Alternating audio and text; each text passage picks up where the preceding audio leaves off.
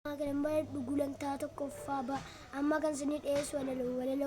sa gurana fadgisa gura kofa miti afaan jalisa matarree walalo kooti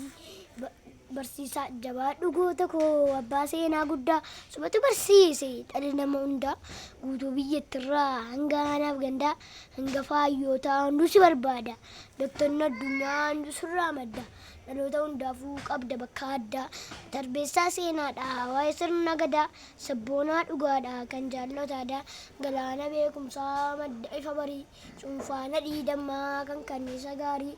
hedduun galanni kee nurraa qabda xaarii qubee lakkoofsisuun dhala kee baraari yeroo dhugoota koo nullaa burii jaari abdii jiru booruu abbaa koo lammataa galma geessu yaaduuf amaanaa uummataa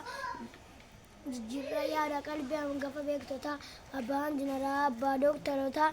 suma abbaan dhugaa booni jiruu keetti haddii shaktiini hidee dandeetti goota caalu gaggeessaa biyyaati waan dhaggeeffataniif guddaa.